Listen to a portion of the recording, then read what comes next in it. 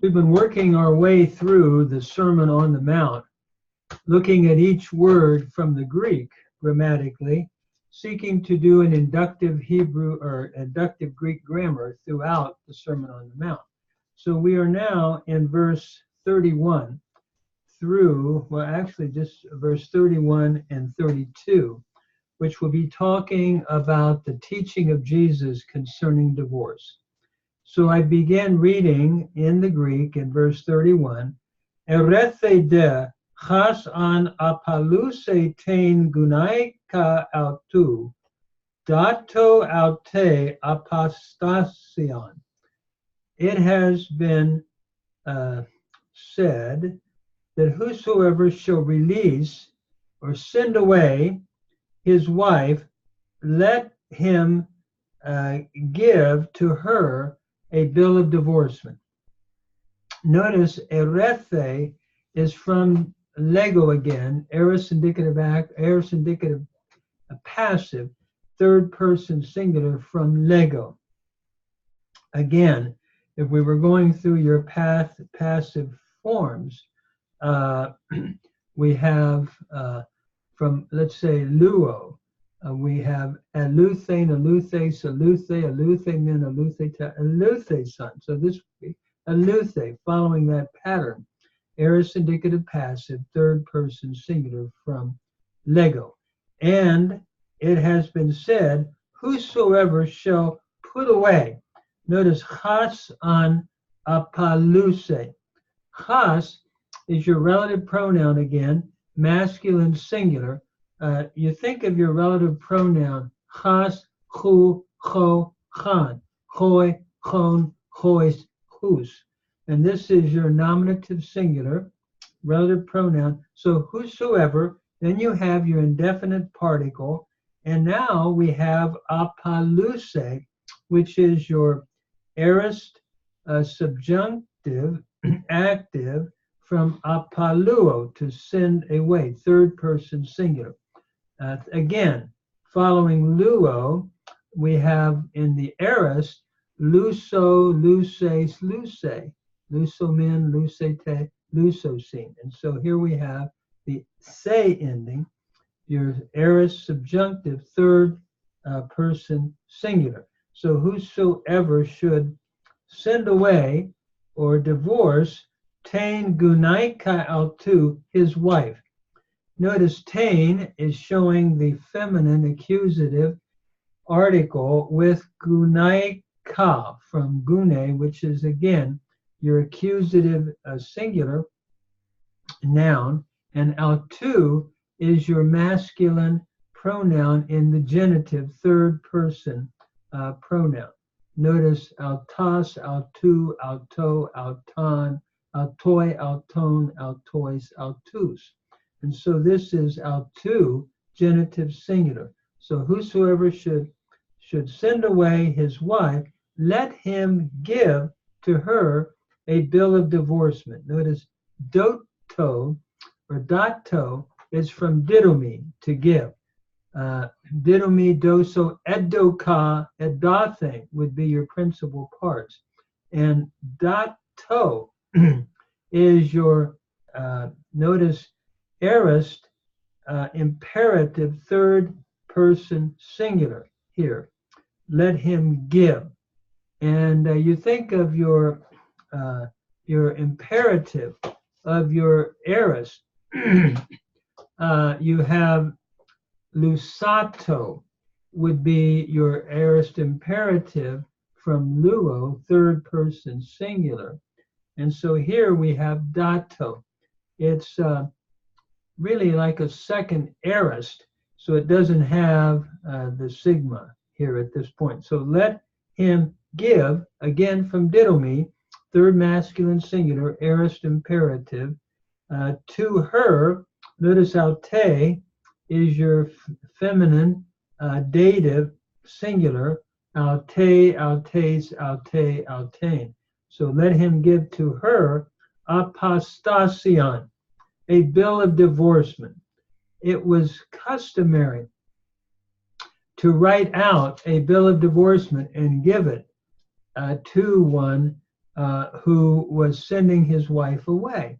And that's the picture here, or the word, I should say, that Jesus is quoting. This is a quote from Deuteronomy, chapter 24, verse 1. And in the book of Deuteronomy, it allowed for divorce and remarriage in Deuteronomy chapter 24, verse 1.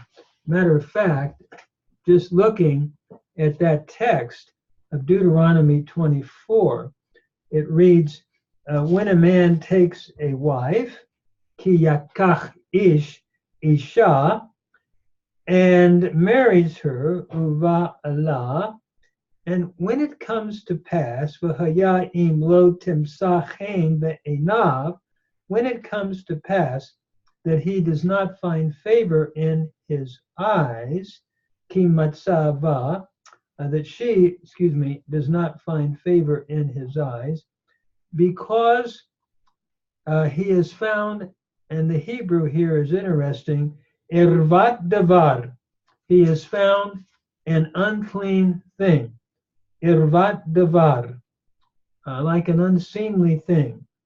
V'chatav la sefer keritut, then he will write for her a bill of divorcement. V'natan b'yada v'shelacha mibeito, and that is, after he does that, he will put it into her hand, and then he will send her away from his house.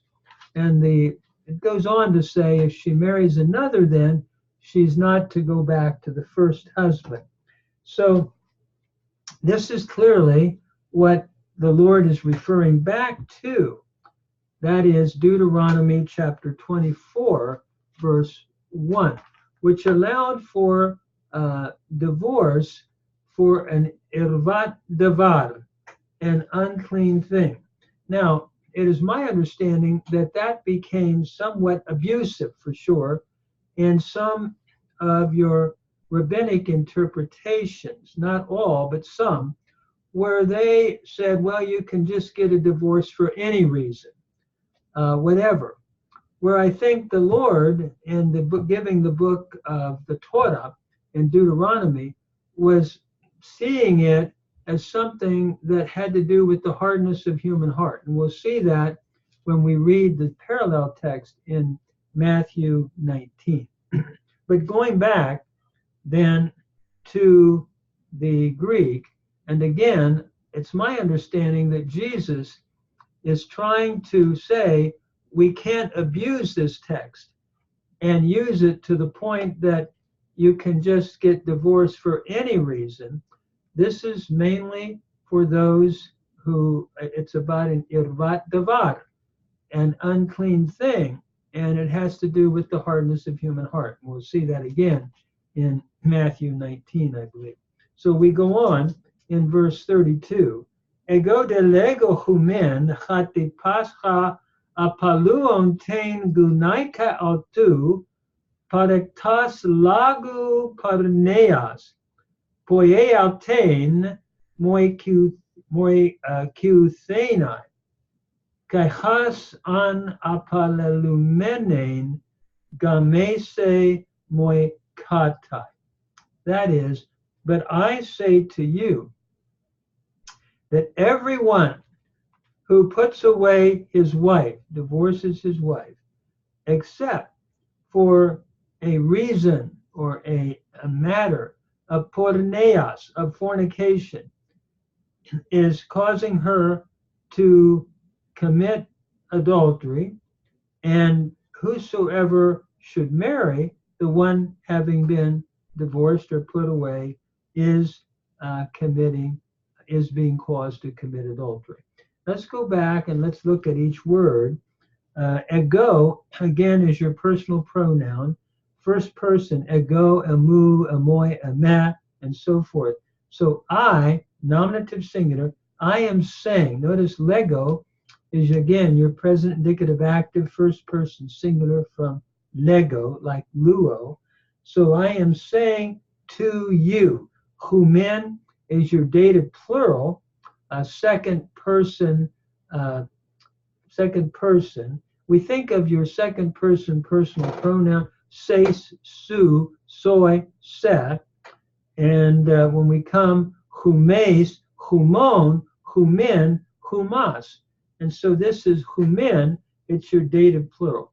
So I say to you that, here we have the conjunction, hati, pascha means all the one, or every one, who puts away his wife, sends her away, or divorces her.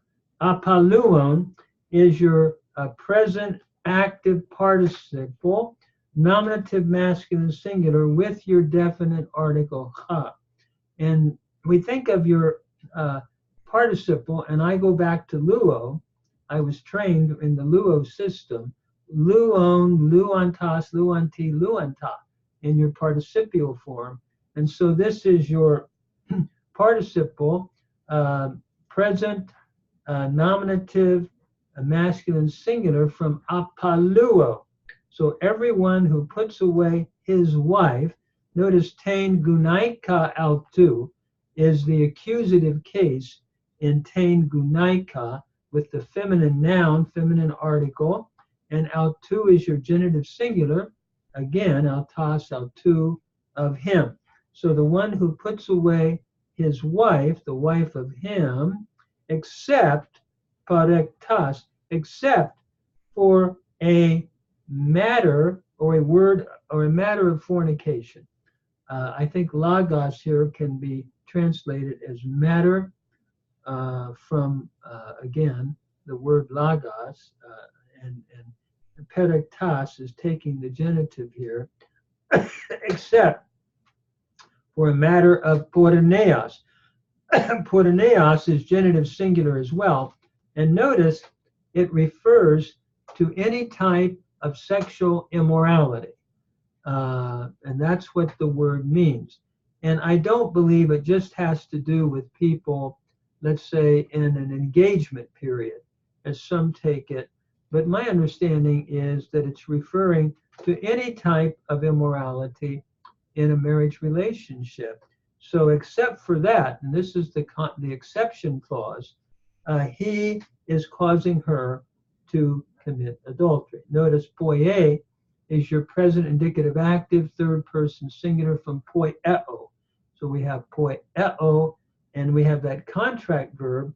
And so when we add poie a, we end up with a circumflex accent, with the two epsilons causing that circumflex. So present indicative active third person singular from poieo, he is causing her, altain again, is your accusative singular, feminine, personal pronoun, moi q thenai, to be an adulteress. Notice moikuo means to commit adultery, and that thenai is showing an aorist infinitive passive. We think of luo, and your aorist infinitive, it would be luthenai. And that's what we have here in the passive form. Lusai is your aorist infinitive to lose. Luthenai would be your aorist passive form. Is causing then her to be committing adultery. And then, and chas is again your relative pronoun, and an is your conditional phrase, if and whosoever, and we would translate chas and an then, who, if, as whosoever, and then should marry the one having been sent away. Notice gamese is from gameo, to marry. It's the aorist subjunctive third person singular from gameo. Again, think of your aorist, luso, luces, luce. And here we have gamese becoming gamese. So it is your aorist subjunctive third person singular from gameo. So whosoever should marry the one having been sent away or divorced. Notice apalelumene. Here we have a perfect passive participle, feminine accusative singular from apaluo. Notice this contract verb, we have reduplication in the apale, in the le, indicative of perfect, and then we have the participial ending in mene, so it's a perfect passive participle. Whosoever should marry the one having been put away. Think of lelumenas, lelumene, lelumenon in your perfect of luo, your perfect passive. So lelumene, lelumenes, lelumene, lelumene, and that's the form here. Your perfect passive participle, accusative feminine singular, and whosoever should marry the one having been put away, moi katai, is being caused to commit adultery, or is committing adultery. Notice moi katai is your present indicative passive, third person singular from moi kao of this contract verb. So what is Jesus teaching? I honestly think this has to be understood in light of Matthew 19, where in the Gospel of Matthew, we have the question when the Pharisees came to Jesus. They came tempting him and saying, is it lawful for a man to put away, apalusai, same word again, his wife for any cause? Kata pasan aition. That's an important part of 19. And he answering said, have you not read that God made them male and female, and said, on account of this, a man shall leave father and mother and shall be joined to his wife, and they two shall become one flesh. Sarka mian. So that they are no longer two, but sarkmia, one flesh. Therefore, what God has joined together, let no man put asunder or divide. They say to him, well, then why did Moses command to give a bill of divorcement and to put her away? And so it seems to me that what they are debating here is divorce almost for any reason, going back to Deuteronomy 24 in the argument that Jesus is being presented with. And he says to them, Moses, prastein vleira kardian humon. That is Moses, because of the hardness of your heart, epitrepsin humen apalusai tas gunaikas humon. That is, he permitted you to put away your wife, but from the beginning, it was not so.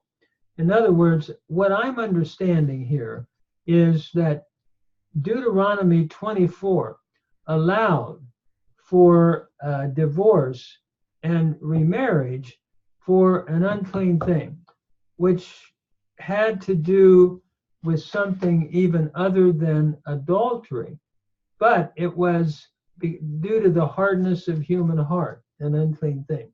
And so Jesus is saying that's why Moses allowed it. And one of the things I think needs to be said here is that it's not only Moses allowed it, but Jesus allowed it, because he said to a yod and a tittle, he had come not to destroy the Torah, but to fulfill it.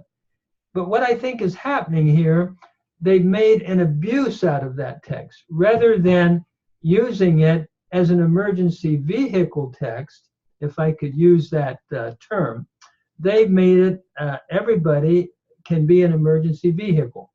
I've often used the analogy, if an emergency squad is taking a heart attack victim to the hospital, he may go, the emergency squad will go faster than the speed limit to get to the hospital.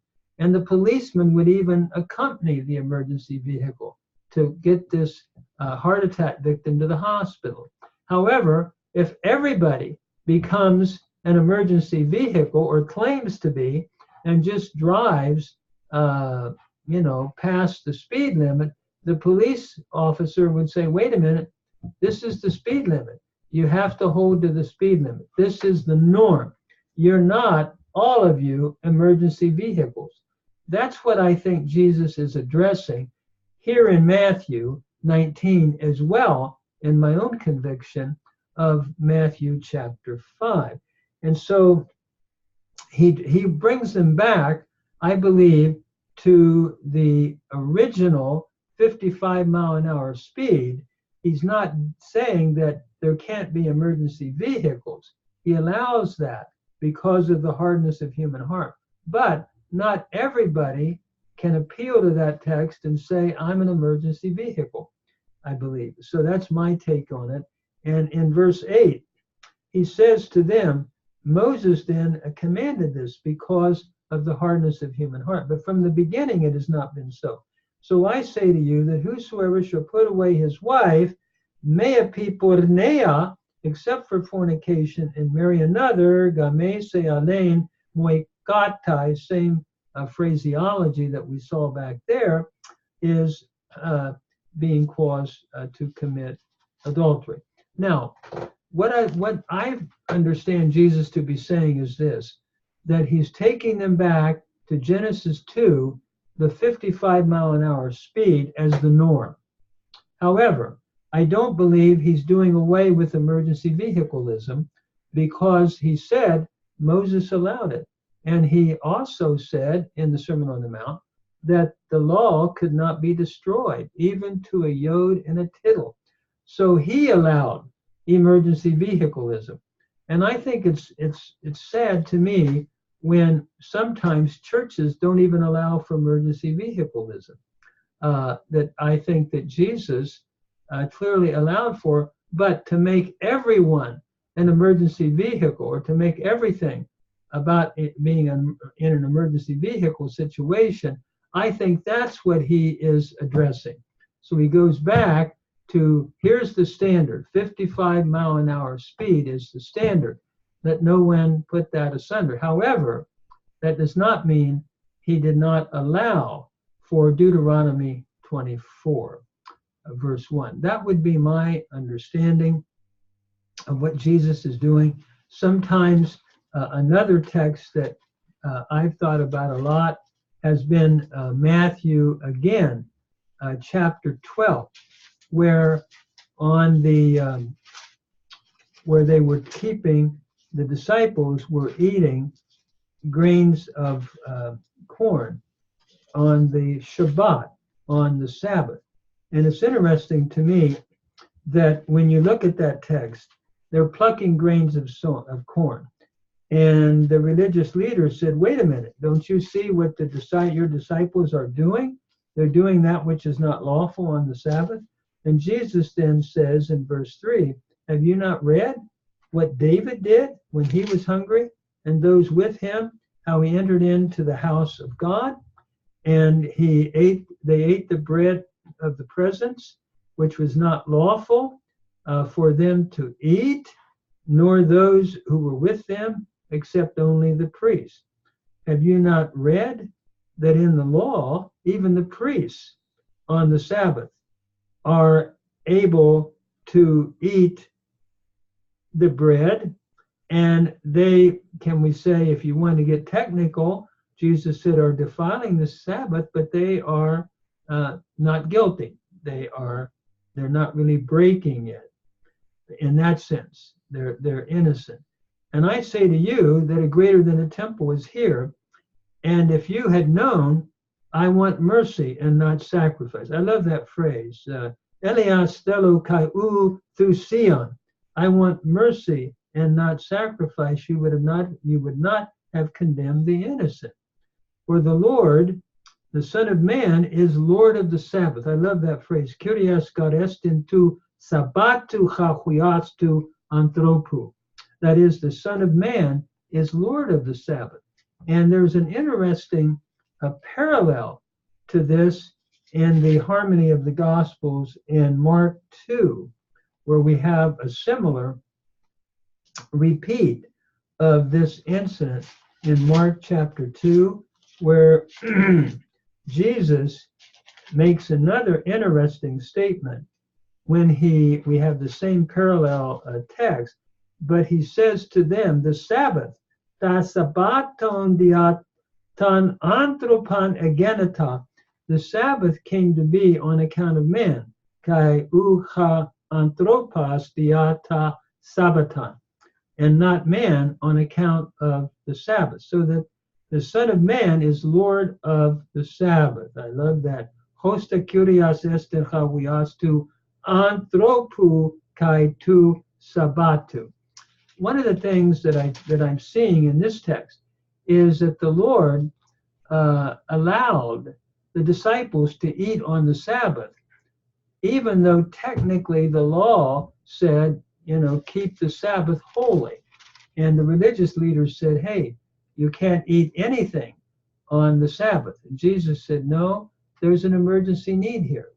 And so they were hungry, and he allowed for it. And besides that, the Sabbath is made for man, not man for the Sabbath. And I thought about this in relationship to marriage. Marriage is made for humans, not humans on account of marriage, using a similar parallel. And so I think Jesus then, what I'm trying to say, I believe allowed for the hardness of human heart. He allowed for emergency vehicles. But when everybody becomes an emergency vehicle and is not honoring the original 55-mile speed of Genesis chapter 2, that's what I believe Jesus is taking people back to.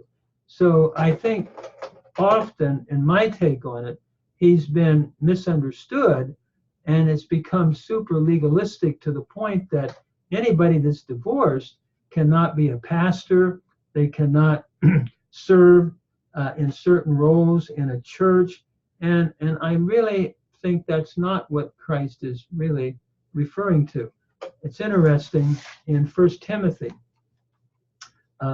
speaking of people being ministers, some will apply the text of a husband of one wife in Genesis or in 1 Timothy chapter 3. It is interesting when you read that text in the Greek, it speaks of mias gunaikas andra, that is a one-woman type of man. And I'm thinking that what Jesus is really referring, or what Paul, I should say, is referring to in the qualifications of a bishop or an elder is one should not be presently a womanizer. That, I think, is what he's talking about, one who's unfaithful to his wife and committing adultery with other women. That's what I believe Paul's talking about, and not someone who has had a divorce. So I think often, in my own thinking, these texts have been interpreted so that divorced people become like second-class citizens in the church. And I've written a book, well, a short, I would say, study of no second-class citizens in God's kingdom. And if anyone would be interested in reading it, I try to go through all of these texts. It can be found on Google Books under that title, under my name, Dr. Gary Stats, No Second-Class Citizens in God's Kingdom. And I think I just wanted to try to give an understanding of what I believe Jesus is saying. So just to summarize it, I think he's not doing away with emergency vehicleism from Deuteronomy 24, verse 1, because he allowed for that when he gave the Torah in the beginning. And he said it was because of the hardness of heart. But I believe what Jesus is doing, when that text had been abused, I think he's calling people back to the original standard of Genesis chapter 2, which I've likened to the 55-mile speed, but not doing away with the heart attack victim, a true heart attack victim that an emergency vehicle is seeking to take to the hospital, and what may have to go faster than 55.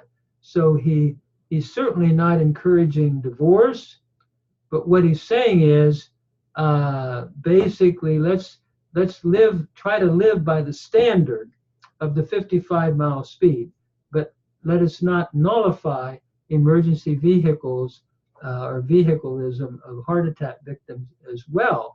And that's where Deuteronomy 24, I believe, comes in. So we'll continue in the Sermon on the Mount. We'll continue working through the Greek text, and I hope that this is helping with your Greek. Thank you.